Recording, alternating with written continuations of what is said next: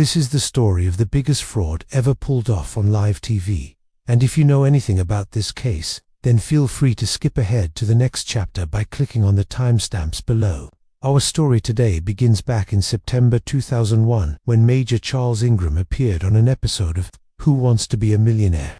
Now the name Charles Ingram might not ring any bells for you, but the actions that he took on that day sure will. If you've ever been a viewer of Who Wants to Be a Millionaire, then you know how the game works. Contestants have to answer general knowledge questions in increasing order of difficulty, and for each correct answer, they win more money until either they run out of answers or they choose to walk away. The show was immensely popular in the UK. At its peak, it would attract around 19 million viewers. It wasn't just a game show, it was a cultural phenomenon, and the public became fascinated with the contestants. Charles Ingram was one such contestant. Charles was a major in the British Army and had previously served in Northern Ireland, Kosovo, and Bosnia. He was also married to Diana, who many viewers thought was exceptionally attractive, and together the couple became instant celebrities. But behind the scenes, things were very different, because on that fateful episode, Charles was struggling. He was only able to make it to the second round of the show after being the fastest in the fastest finger first round. In the second round, he got a few questions wrong, and if he didn't get his next question right, he would go home empty-handed. The question read, which English county has the most coastline?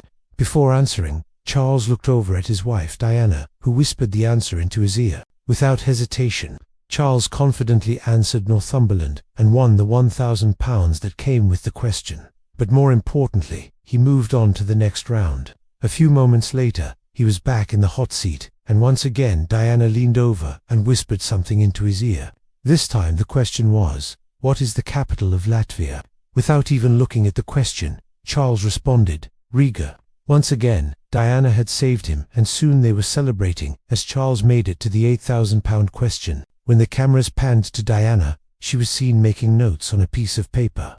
Many viewers assumed that she was writing down potential answers to the upcoming questions, but really she was writing down the actual answers. In total, Diana passed 12 answers to her husband before the end of the show, helping him secure the £32,000 top prize. As the episode aired, people all across the country were shocked at how easy Charles seemed to be winning. Viewers called in to say that they knew some of the answers and felt that the show was rigged. But those allegations were quickly dismissed. Instead, the press jumped at the sensational angle. How could a major in the British Army need help from his wife on national television? What was so difficult about answering questions about the capital of Latvia or the county with the longest coastline? There was no way that Charles was cheating, or was there? To find out, producers went back and analyzed the footage from the show. What they found shocked them. They reviewed the footage from the beginning of the show and noticed that Charles had already been whispering answers to his wife long before the second round. In fact, he had been doing it since the first round. All the way through the fastest finger first segment, Diana could be seen leaning over and whispering answers into his ear. So it wasn't just that Charles was getting help from her during the game. She was actually feeding him the answers in advance. It was a scandal. Not only did they find evidence that Charles and Diana were communicating during the game, but they also found inconsistencies with their body language. For example, sometimes Charles would turn to look at his wife when the question was still on screen, giving him an unfair advantage. Other times, Diana would cover her mouth while whispering the answers, trying to conceal what she was saying. Still, producers couldn't be sure if this was a genuine case of love, affection, or something more sinister. After all, it was just a game show. How much money were we talking about? Well, as it turned out, quite a lot. The scandal exploded when Charles admitted to the press that he had been in contact with a third person during the taping of the show.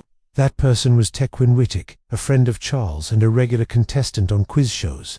According to Charles, he had met up with Whittaker a few days before the show to discuss possible questions. During that meeting, Whittaker allegedly gave Charles a list of questions and answers that could come up on the show. Then the day of the show, Charles put that list inside his jacket and kept it close throughout the taping. Any time he needed an answer, he could quickly look over and see the answer. And Whittaker allegedly gave him enough answers to get all the way to the £32,000 question. That was a massive scandal. Who Wants to Be a Millionaire was more than just a game show. It was a test of knowledge and the integrity of the human mind. If these allegations were true, then somebody had beaten the system, and that somebody was about to go down in history.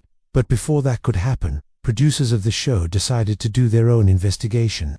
They wanted to figure out if the show should retract Charles's winnings or not, and their findings were damning. Not only had Charles been in contact with his wife and a friend, but he had also used an accomplice to feed him answers during the show. On the day of the taping, Charles had concealed a wireless earpiece under his jacket, which was connected to a radio-controlled device hidden in the audience. An accomplice was sitting in the audience with a headset, and any time Charles needed an answer, he could simply turn the device on and listen to the answer being whispered into his ear. Now, producers had enough evidence to take action. They contacted the police and informed them of what had happened. Shortly after, Charles, Diana, and Whitaker were arrested and charged with procuring execution of a valuable security by deception.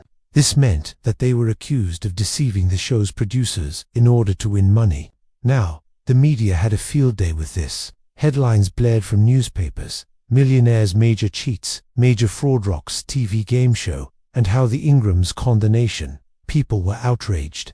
How could someone be so greedy and deceitful?